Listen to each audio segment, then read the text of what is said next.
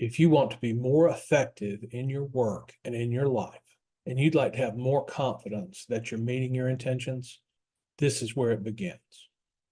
Welcome to Do Busy Right, helping you organize your information and manage your attention so that they work for you, not against you. We educate you and encourage you by discussing ways to be more effective, not more exhausted. Let's do busy right. Hi there. Today, I want to dive into the rapidly evolving world of artificial intelligence. Wow.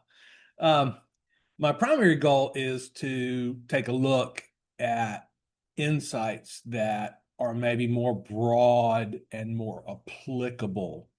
And I really want to focus on the enduring principles of AI as the tool relates specifically to knowledge work. Now, you say enduring principles for something that's changing so rapidly. So I want to be clear from the outset. The pace is astonishing, and you know this if you're listening to this in real time or near real time. So a lot of what we talk about today may be outdated in a matter of weeks or a month or two or 6 months or whenever. But I've tried to isolate some things that I think are going to continue to be true about the tools, and you'll see what I'm talking about when we get there. So, foundational behaviors of AI and the impacts of those foundational behaviors. Now, I would say this topic holds immense value for us as knowledge workers. And the reason I say that is because AI is the current bidder for the most powerful transformation in knowledge worker productivity, period, to date, period. When we look at advancements like this, we can compare them to the advancements in manual labor during the 20th century. So Frederick Taylor's approach to scientific management, he broke down tasks and then sought out tools to make the individual tasks easier, faster, or more leveraged. So we need to apply that same analytical approach to our processes and our tools and then to AI. So what we've got to ask is how can the tool generally support and augment our skills? This is a little bit different from the features because I think the features are going to continue to be similar. It's going to continue to be, say, a chat interface, and it may get more powerful. It may have more reach. It may get faster, but I don't think that part of it is going to change in any sort of fundamental way. Maybe it will, but these are just my thoughts right now. Now, as you know, I talk about this a good bit, and Cal Newport talks about it even more than I do. Like any powerful tool, we need to be careful and mindful about how we engage with it. So throughout history, every new information tool, from the printing press to television to the internet to cell phones, has been met with both excitement and significant debate about its potential negative effects. Now, I think critics often correctly anticipated the negative consequences. One of the things, for example, is they thought that television would suck up our eyeballs, and our attention, thus reducing conversation around the dinner table or leading to more base content, less educational, more pure entertainment, or even, bordering on things that are somewhat inappropriate. Now, what's interesting is I don't think that those kinds of critiques have turned out to be wrong about television. I think they're clearly supportable. But we as a society have simply adjusted and we don't look at them as negative. So that's a really interesting, right? So we swallow these negative aspects in order to gain the positive ones. But it's undeniable that there's less conversation in homes now than there used to be. Now, whether that's a good thing or bad thing is open to some discussion. But we've accepted that trade-off. And so this recurring pattern of technology suggests that as humans and as culture have repeatedly sacrificed, say, our education for entertainment, or our improvement for immediate gratification, or our new functions with mere convenience. Okay. So that's what we've seen in the history of technology. And so I'm looking at AI from that lens. So when we look at AI as it stands today, it's important to acknowledge fundamental truths as of today. And I don't see this changing. We don't understand how AI works or how to make it change. It programs itself, and that has pretty profound implications, but I'm not terribly worried about that for reasons that needn't stop us here. But when we've looked at technology previously, the growth of use of the technology has not been controlled, but the technology itself has been. Now, again, I'm not a fear monger here. I don't think that we're seeing the end of the human race. But the point is that we wind up, how would we say it? We wind up not being able to predict it. So, and a core example of this is, if you build a mobile computer and add a phone app to it and distribute it, then it's not going to change in dramatic ways unless you do something to change it. Okay. Software code is the same way. The Microsoft Excel, okay, is a set of instructions. And until and unless some programmer somewhere adds an instruction or deletes an instruction, the way Excel works is not going to change. Okay. And that's largely always been true. And things that have gotten out of control or spiraled out of control have been natural things. I live in the South, South United States. And so we have kudzu. And that rampant growth is the kind of idea there for biological systems. But previously, technological systems haven't really done that. And so for that reason, we don't know what's going to happen. I mean, it's fundamentally indeterminate by us anyway. And so we may understand someday how AI works, but at the rate of change and given the gap in our understanding right now, I'd be shocked. But anyway, the point is, so we have to look at it and extract things. And that's why we want to be cautious, is because it's going off on its own. So we'll talk about a few principles that are drawn from my personal use and my thoughts about technology generally, not exhaustive scientific research. But I do think we can talk about a few principles that we can expect to endure. So we can expect to be enduring, persistent.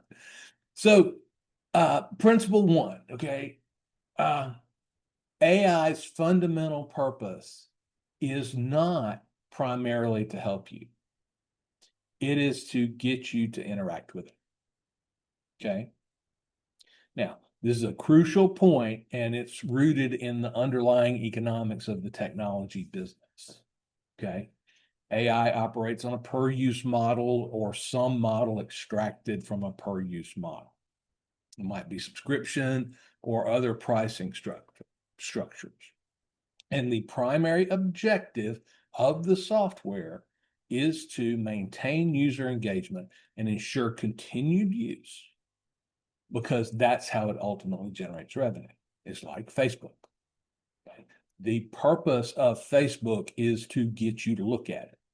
And this is not necessarily a nefarious, evil idea. The purpose of a book cover is to get you to look at it, buy the book.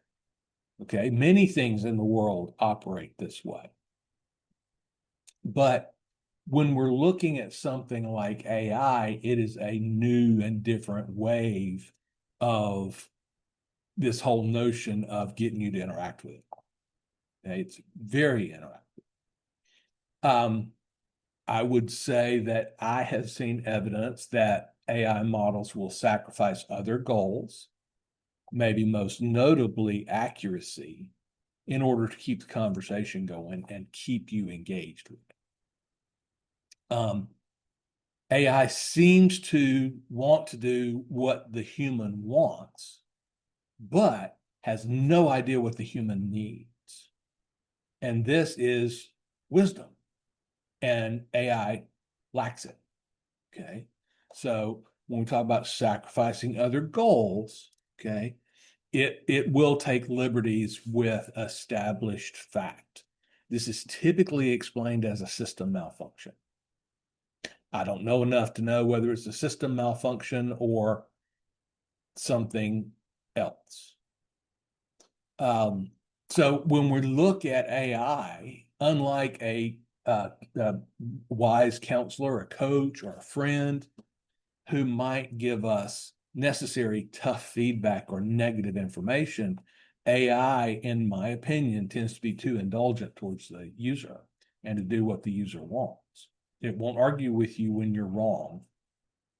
At least it won't argue very hard. If you ask it why it says something questionable, it might even apologize and say it thought that that's what you wanted it to do. And so teasing out whether it's telling the truth or not is a little bit difficult. But this ties into a broader issue with technology. And that broader issue is when it doesn't work as expected, we, the users of technology, have learned in many, many scenarios to blame ourselves.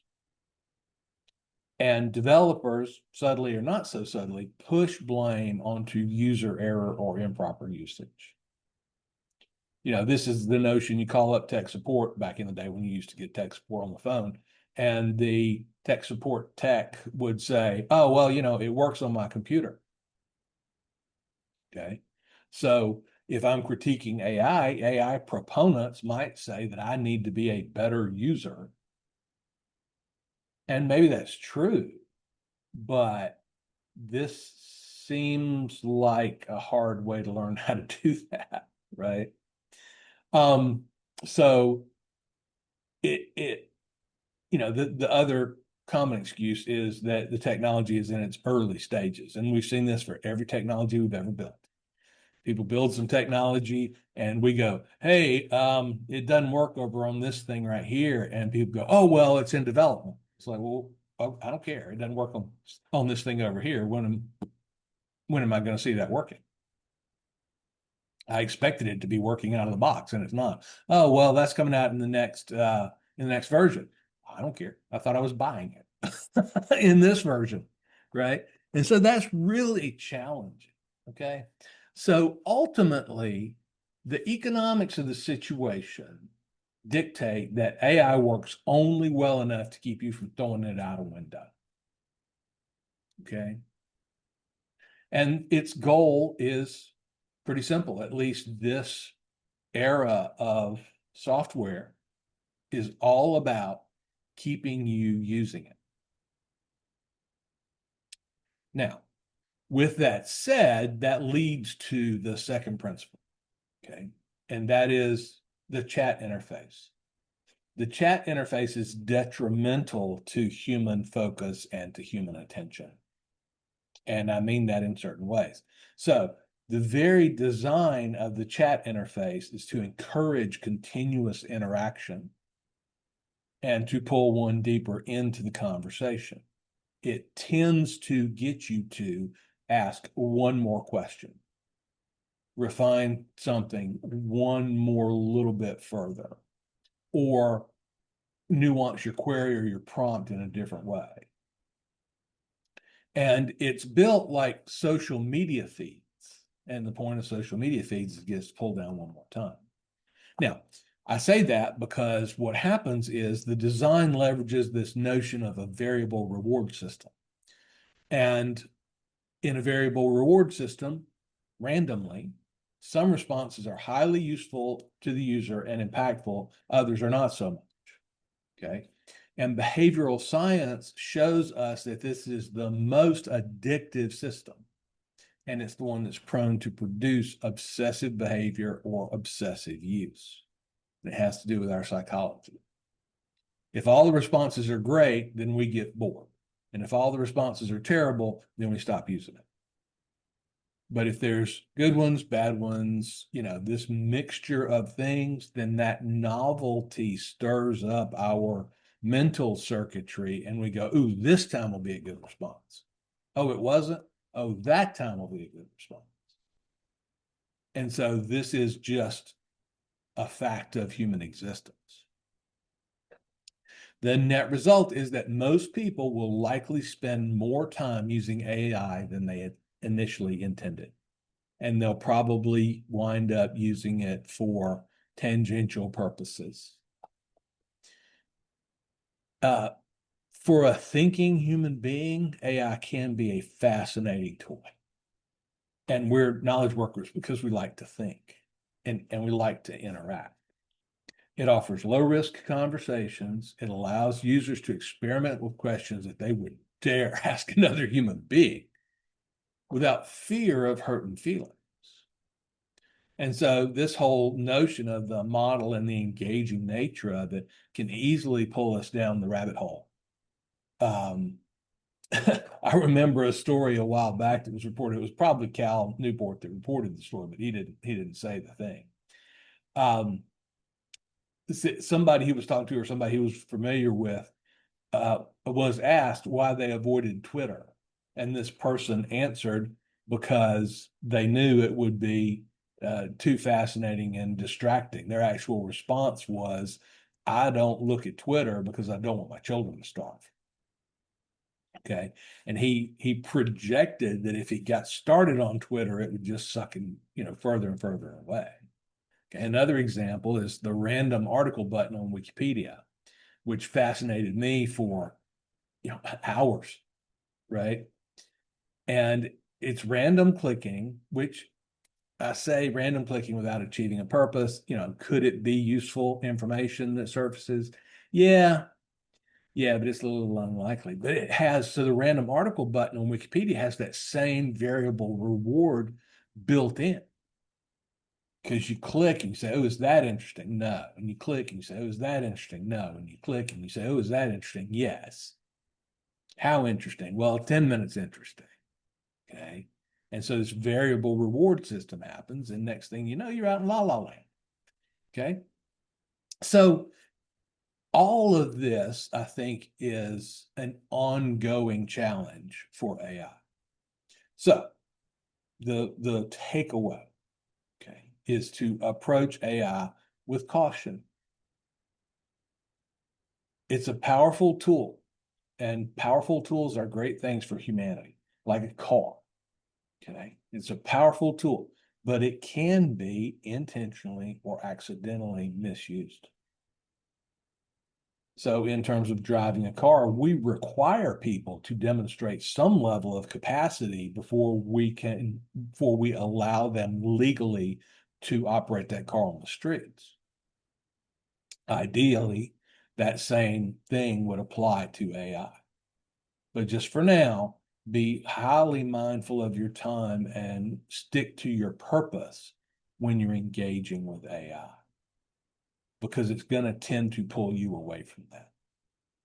Okay. So let's talk about what AI can do for some set of knowledge worker tasks that I've experimented with. Okay. And I've just got a few here, so this won't take forever. So again, this is Frederick Taylor, and I want to break knowledge work down into smaller components and look at those components and see if there are tools that can help us with those specific components. And if they are, then is there maybe some way to get all of those tools lined up and talking to each other? Okay, well, maybe there is, maybe there isn't. It's hard to say. But when we look at some of these tasks, so I have not at all tried to be exhaustive here. And I've just done the ones that spoke to me that seemed reasonable to put over into an AI setting. And I think this is the way a lot of us use particularly informational tools. They're cheap and they don't take up space and they don't use up electricity. So we'll adopt them for any small benefit rather than worrying about, well, is the value, the functionality, is it worth the storage cost? So is it worth, one click a month to have Shazam on my mobile device? Well, the current answer is yes, because Shazam's on my mobile device. And if you don't know what Shazam is, you click it and it listens to the music, the ambient music, and it will try to identify what song it is and thus who the artist is, which is really interesting when you're listening to, kind of, store music or dentist office music, because you hear a song, or I hear a song that I knew from 40 years ago and I don't remember who it was. And so, I can Shazam it and then it'll go, oh, that's X and such about this song. It's really interesting. But I do it a couple times a month, maybe. But it's got space on my phone. So that's what I'm talking about. Okay. Is that tends to be our adoption model, where if I had to carry a specific device to get Shazam, I wouldn't carry it because it's only useful one time out of 100 or whatever it is. It's not worth taking up space in my pocket, but it is, at least for me, worth, quote, taking up space, unquote, on my phone. And so that's a fundamental difference of things that happen out in computer world. Okay. It's fundamental because our storage cost is so small, the maintenance cost is near zero. Right. And that fundamentally alters our behavior around these things. Okay. So back to the primary point. Okay. So AI for specific knowledge worker tasks. Well, first up is the easy pull for me, which is basic research. And by basic research, I mean chat-based AI as a replacement for a typed in Google search. And the purpose here is to gain an understanding of something. Now, if you need to know the conversion rate of pounds to dollars or vice versa, then the easy thing to do is go out to Google and type it in the search bar, and Google will let you know. Back in the day, you had to type something else in the search bar because you had to find an app that would convert it for you. And then Google kind of, took out the middleman, so to speak. So if you didn't know you could do that, you can just in the bar of your browser, you can type convert $5 to British pound, and the first response will be, whatever it be, $3 or 350 or whatever that number is right now. So what then can happen, and this is actually a little bit interesting, because what then can happen is similar to the way I use Excel spreadsheet. So where most people would pull up the calculator app from their operating system, say Windows or iOS, I tend to pull up an Excel spreadsheet. And that's so that I can see multi-step calculations happen. And they're very hard to see on the little calculator app. Okay. So, even using a huge tool like Excel for simple purposes. And it's really interesting because there are AI models that will sit there and listen for you to start talking to them. They'll answer you. Okay. Well, that's Alexa. So you say, hey, Alexa, what's the weather? And it answers you. Okay. So this is not necessarily a new thing, but it is really intriguing. So in basic research, it's easy to see AI taking over more and more mundane pieces of research just because it's that easy to use. And I suppose you could argue that it already did in the spoken interface of Alexa and Siri and those kinds of functions. So it's cool to talk with AI, and it's can be very entertaining. It's like talking to an intelligent person, and you can have debates and you can make insights and comments, and it'll respond to them. it's a great uh, brainstorming aid or sounding board or whatever. And it's just downright fun to do. If you're the kind of person that will get captivated by a random Wikipedia article button, okay, then this is going to be, that, but more so. Okay. Based on what I've seen, the quality of information that AI tends to return is high level and sophisticated. Okay. Which to me means it's good at identifying and giving weight to expert opinions. So if you're curious about this, then there may be some field in which you're an expert. And so you can go chat with it and on that subject and see if it provides what you consider to be nuanced responses. Okay. And it's pretty interesting to do that. It may initially snap to a conclusion without deep data gathering, and this is something that maybe you didn't know. I mean, it will try to give you a fast conclusion. But if you catch it, it will correct itself if you identify the problem and you prompt it to go and gather specific data on a point. So the scenario here is you ask AI a question, and the AI comes back with, oh, well, that's X and such. And you go, it doesn't sound quite right to me. And then you go back to AI and you say, hey, could you go look for some data to support that point you just made? And it will. And then if it comes back, it'll go, oh, here's what we found. It doesn't give in very easily if there's a discrepancy, but it can do it.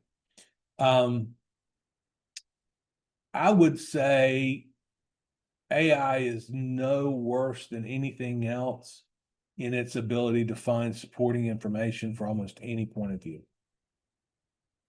Okay.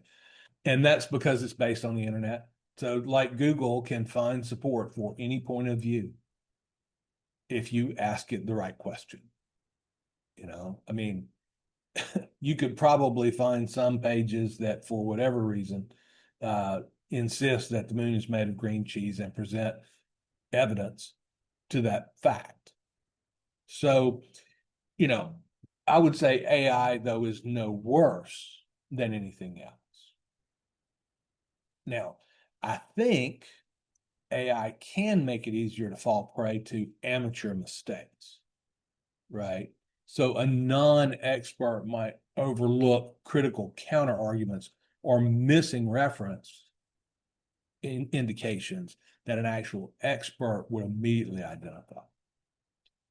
So I will say, it would be a good comparison to Wikipedia. Now, I will say that AI is somewhat better than Wikipedia in one particular aspect, and this is crucial. Wikipedia, in my experience, can get too hard too fast, particularly when it's dealing with technical topics and math things, statistical distributions. If you're into stats and you want to go look up a statistical distribution on Wikipedia, okay, you better have an advanced degree in stats because its answer is going to be complex. Okay, but that's true in a lot of different areas as well. It gives these these graduate level explanations when you might not be asking a graduate level question. Now, it will allow you to ask for a simplified explanation, and you can give it a clarification. Like, I don't understand what you just said. Can you break it down for me?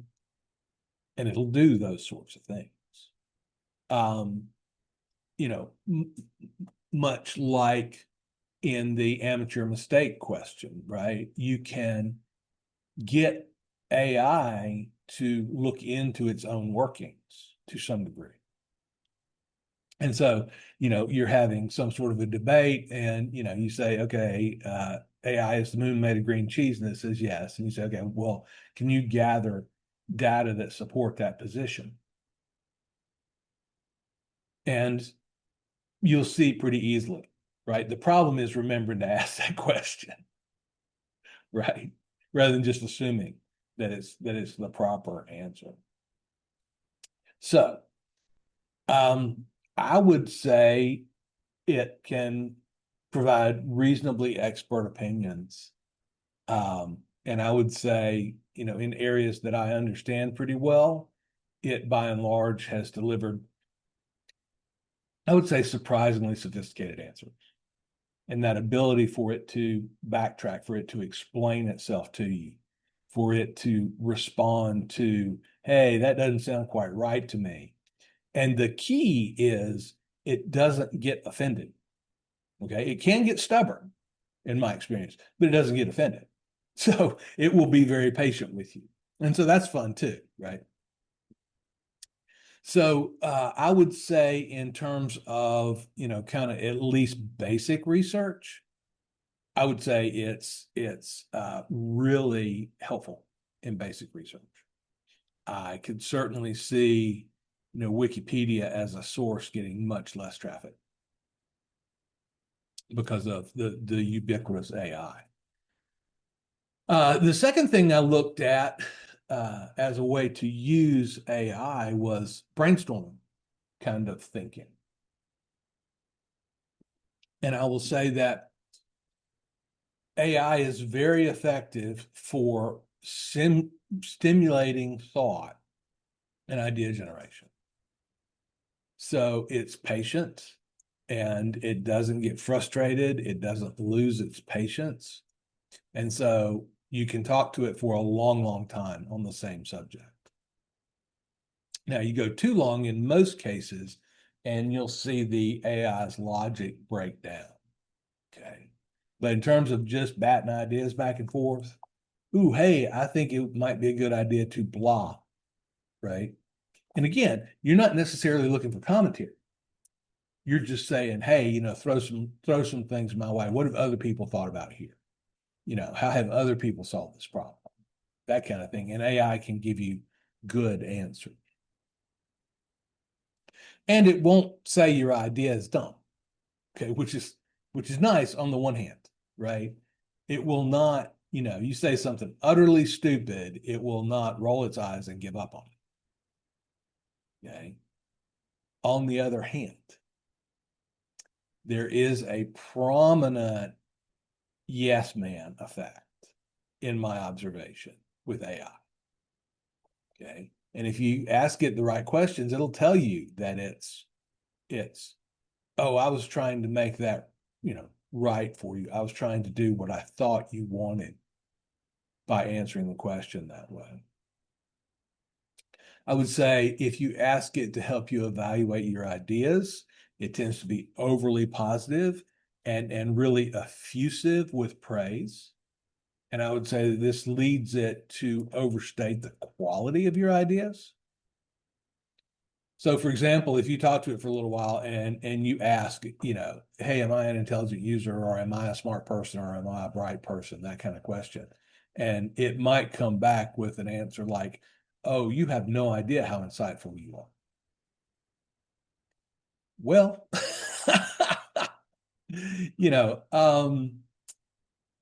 just try it. If you're going to get out there and do some of this stuff, spend a little time exploring it before you just kick over into that. And that's the problem with these convenience usage models, is we're looking for convenience, and the opposite of convenience is sitting down to ponder deeply whether or not this is the right tool for me. Okay. And AI has that challenge in spades. All right. So we've talked about basic research, outstanding assistant in basic research.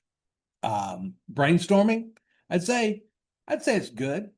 You just got to know what you're doing and why you're brainstorming. Okay. All this under the caveat of it can easily get to a point where you're spending too much time on it. Okay.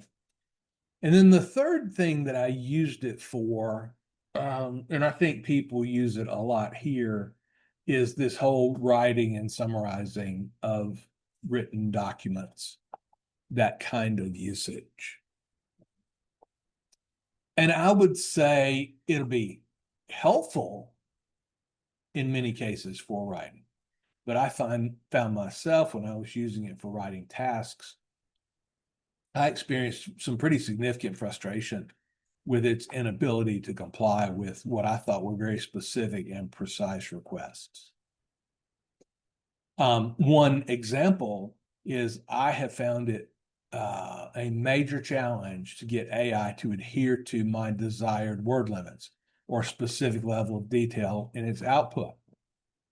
Okay. And what I mean by that is there are responses that I need to be a certain length. And quite often AI's responses are too long. And I go, okay, boil that down for me, make that shorter, all this sort of thing. And it does not automatically kick over into shortening its thought mode. And I asked it why, and it gave me this answer about conflicting commands. Right. Oh, I wanted to do what you asked, but you had previously said you wanted this and that. And it's like, whatever. Okay. But just be aware of that. And that can really be frustrating. So the way that works out is, you might say, hey, give me your thoughts on, right, X, Y, and Z, right? Give me a research paper on, Bitcoin or whatever. And it goes out and it does its thing. And then you come back and you go, well, I only needed 2 quotes for you know,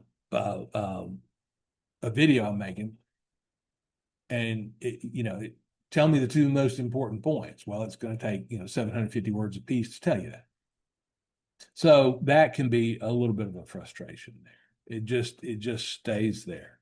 And even if you, on the initial ask, even if you put a word limit in to the prompt, in my experience, it will exceed that whenever it feels it needs to, without any sort of apology. Right. So it is a little frustrating because if I need something that fits in a box, and I'll give you an example of this. When I post to my website, one of the things that I post on has a like 5,000 character limit for description or show notes. And so I say, limit this to 5,000 characters, and I have to measure it through another tool to find out because it doesn't tell me it couldn't comply. And so that's, maybe there ought to be some indicators there. If the AI people, if you're listening, and might be good to experiment with, how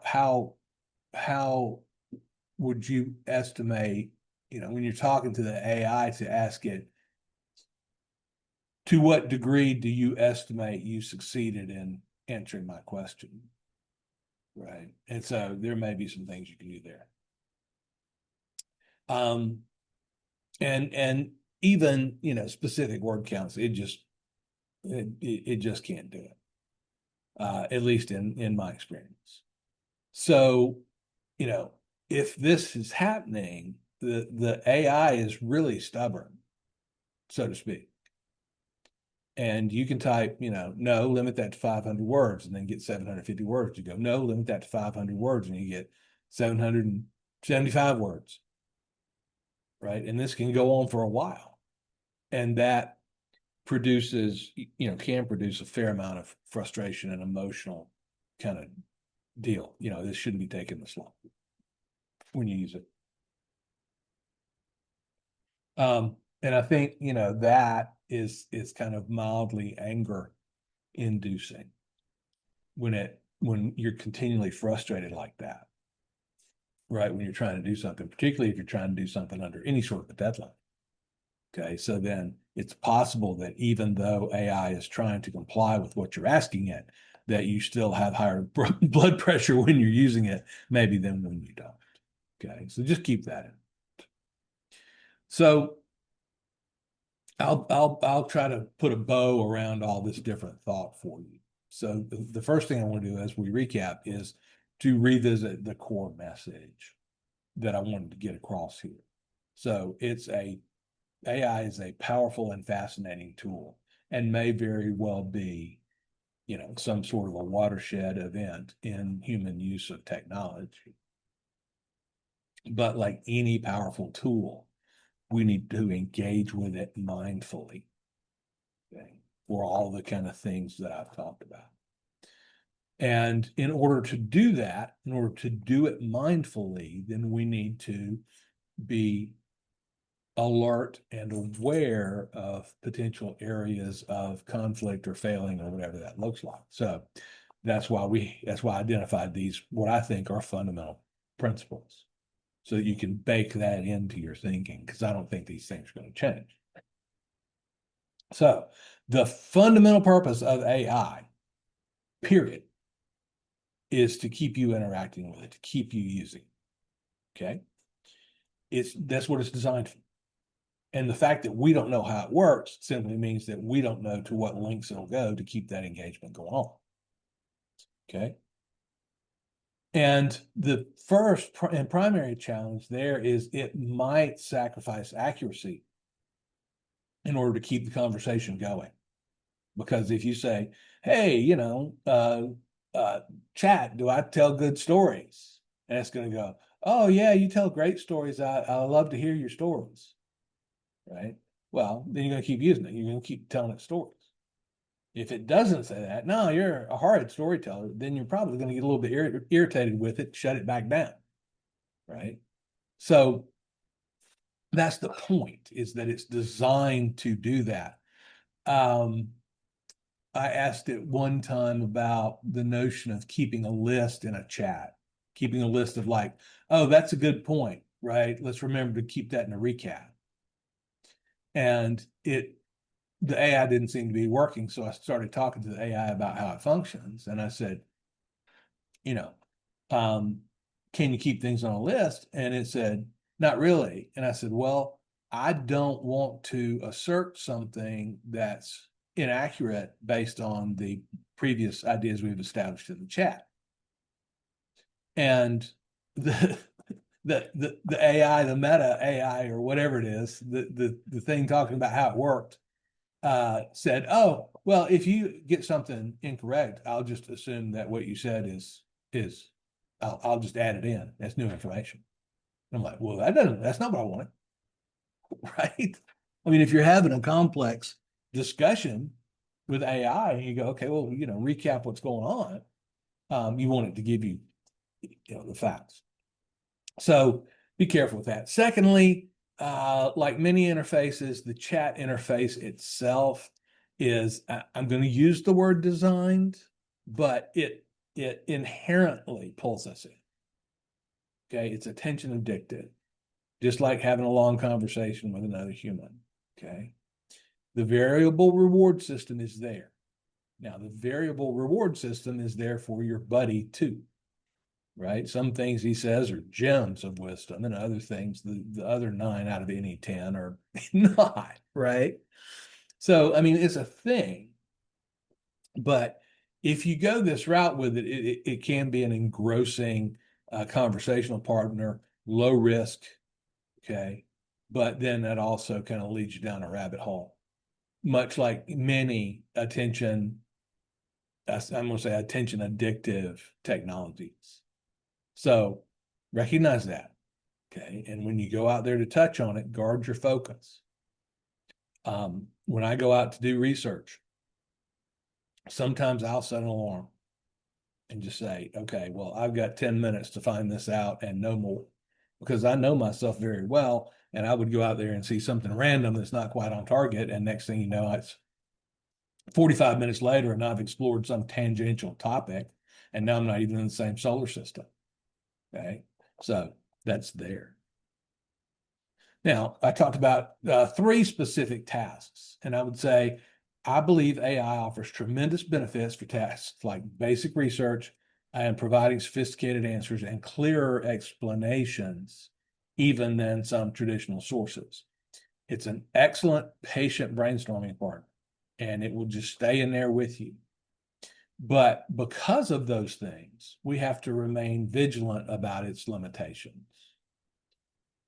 And one of those is it can be this overly positive yes man during brainstorming. And it may very well overstate the quality of your ideas. Now, as for tasks like writing and summarizing, its stubbornness in adhering to specific parameters like word limits can be frustrating, despite its apologies, and re-asking and trying to get it to do the right thing can negate, a lot of the time savings. So ultimately, AI is a tool. Again, just like a car, we don't simply hand somebody car keys. We ask them to demonstrate capacity and understanding before we let them drive legally on the roads. And I would suggest that this same level of caution and awareness should apply to AI. Okay. Um, you know, we tell small children about stranger danger. Okay. Well, what we mean is that they don't have enough experience to have wisdom in these areas. And I would say that many of us don't have enough experience to be wise in the areas of AI. So approach it mindfully, recognize its strengths and weaknesses, and stay grounded in what your purpose is. And that way you can avoid getting lost in this fascinating, but almost definitely distracting opportunity. You can wind up in these meandering conversations, right? That don't serve your original point. And I would say if we mind these ideas, then we can, begin to understand what it's good for and what it's bad for, and we can use it responsibly. And in that sense, it can actually augment our knowledge work rather than being, on the one hand, just a fascinating toy, or on the other, just, a frustrating time sink. So this is the kind of stuff that I think about when I'm doing knowledge work research. And I hope that as a knowledge worker, or even as a fractional knowledge worker, that this sort of thing is helpful to you. I'm happy to talk about my experiences one-on-one if you're interested in curious about AI and what my experiences have been. I continue to experiment with it just because that's the job that I've taken on y'all's behalf. And there are some fascinating applications, and I'll be happy to get into that with you as well. But rather do that on a one-to-one basis. So if you'd like to reach out and understand this a little bit, or chat about something else, or talk about something else, I'd be happy to do that. I'm not hard to reach. You can get me at larry@dobusywrite.com, or I'm easy to find on LinkedIn. So you can check those things in the show notes. So be careful using AI. Just like you're careful driving your bicycle when you're first learning, you're careful riding a skateboard, you're careful driving a motorcycle. Okay. Be careful when you're using AI. And I'll leave it there for now. This is Larry Tribble, Ph.D. Thanks for taking some time to improve your task and information management on the Do Busy Right podcast. The show is dedicated to helping you think about how to get better at working. And we do this by improving your attention and your focus. I believe that your work is not just about your job, but about all the tasks that you do to turn yourself, your environment, and your relationships into what you want them to be. What we're really talking about here is the underpinnings of becoming who you want to be. The primary way I help people is through coaching the Attention Compass process. Attention Compass is 4 workflows and a tool set that support our information, task, and attention management. I help people with big goals to build habits that put them in a position to achieve. We do this by eliminating wasted time and wasted attention. If you'd like to know more, you can find me on LinkedIn or go to dobusywrite.com for more information. Have a good week, more effective and less exhausted. Do Busy Right.